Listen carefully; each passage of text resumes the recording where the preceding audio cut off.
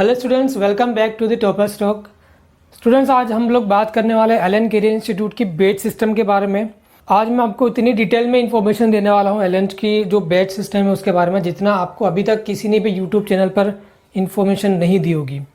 जी हाँ दोस्तों, मैं आपको 6th क्लास से लेकर के 12th और आफ्टर 12th की जो बैचेस रहती है उसके बारे में पूरा डिटेल में इंफॉर्मेशन देने वाला हूँ कि वहाँ पर किस टाइप की बैचेस रहती है और किस टाइप की बैचेस रन कर रही है। और आगे मैं आपको एसआरजी बैच के बारे में भी बताने वाला हूँ जो सुपर रैंकिंग ग्रुप के नाम से जाना जाता है। तो वो बैच किस टाइप से रन करती है उसके बारे में भी मैं पूरी डिटेल में इन्फॉर्मेशन दूंगा। तो वीडियो को शुरू से एंड तक जरूर देखना ताकि आप किसी भी बैच की इन्फॉर्मेशन मिस न कर पाए। सबसे पहले हम लोग बात करेंगे 6th, 7th और 8th क्लास की बैचेस के बारे में। दोस्तों 6th, 7th, 8th क्लास में जो बैचेस रहती है एलन में, उसमें दो टाइप की बैचेस रहती है। एक बैच रहती है फाउंडेशन और एक बैच रहती है एडवांस। तो फाउंडेशन में जो बैच होती है उसमें क्या होता है कि स्टूडेंट्स को जो स्कूल और थोड़ा सा अपर लेवल का उसमें पढ़ाया जाता है, राइट। और एडवांस में क्या होता है, बच्चों को कॉम्पिटिटिव लेवल पे ज़्यादा पढ़ाया जाता है और स्कूल लेवल पे कम पढ़ाया जाता है, राइट। क्योंकि एडवांस में बच्चा वही एडमिशन लेता है जो एटलीस्ट स्कूल लेवल का अपने आप ही कर लेता हो। ओके, तो 6th, 7th, 8th क्लास में दो टाइप की बैचेस रहती है, फाउंडेशन और एडवांस। अब इसी तरीके से हम लोग 9th क्लास की बात करें तो 9th में एक और बैच जो रहती है वो एड ऑन हो जाती है, जैसे कि फाउंडेशन, एडवांस और टीम बैच। टीम बोले तो टारगेट टू आईआईटी और मेडिकल, TIM। ओके, सो फाउंडेशन आपने समझ लिया, एडवांस आपने समझ लिया। जैसे 6th, 7th, 8th में फाउंडेशन और एडवांस था, इसी तरीके से 9th में भी फाउंडेशन और एडवांस है।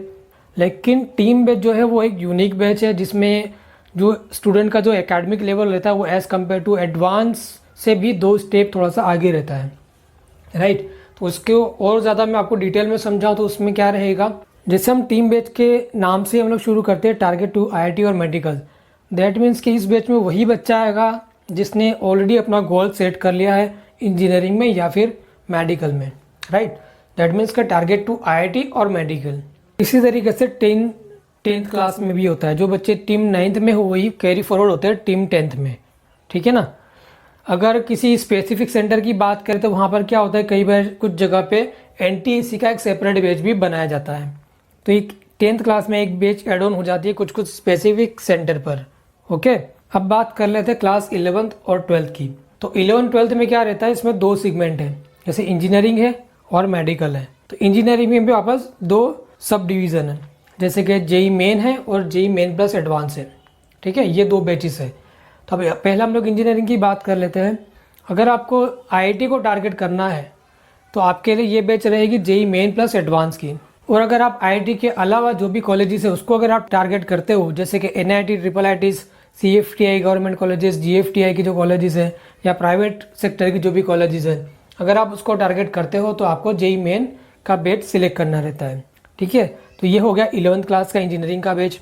इसी तरीके से मेडिकल का रहता है, लेकिन मेडिकल में और कोई बाइफर्केशन नहीं है, उसमें सिर्फ सिंपल सा एक ही बैच है मेडिकल नीट। तो उसका मेडिकल का सिर्फ आपका एक ही बैच रहेगा 11th क्लास में, ठीक है। सो अब 12th की बात कर लेते हैं। 12th में अगेन इंजीनियरिंग में same batches, engineering, JEE main और JEE main plus advance. Medical में क्या होता है, आपका एक बैच रहता है इंथुसियास्ट का और एक बैच रहता है आपका इंथुसियास्ट प्रो।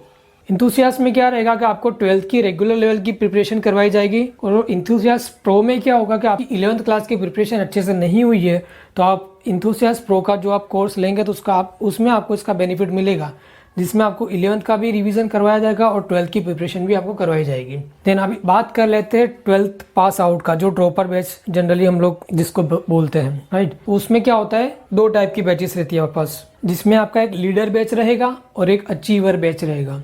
पहले हम लीडर बैच की बात कर लेते हैं। सो लीडर बैच में क्या होता है, अगर आपने 11th और 12th में प्रिपरेशन आपकी JEE के लिए या फिर नीट के लिए प्रिपरेशन अच्छी नहीं हुई अच्छे से, तो आप लीडर बैच को चॉइस कर सकते हैं। अब इसी तरीके से हम लोग अचीवर बैच की बात करें तो उसमें क्या होता है कि अगर आपके कॉन्सेप्ट 11th 12th के अच्छे से क्लियर है और आप उसमें आगे और बेहतर करना चाहते हैं तो आप अचीवर बैच सिलेक्ट कर सकते हैं। ज़्यादा डिफरेंस नहीं है। इसमें क्या होता है, अगर आप लीडर बेस लेते हैं तो उसमें अगर आपके 11th 12th के कॉन्सेप्ट अच्छे से क्लियर नहीं है तो आपको बेसिक से पढ़ाया जाएगा।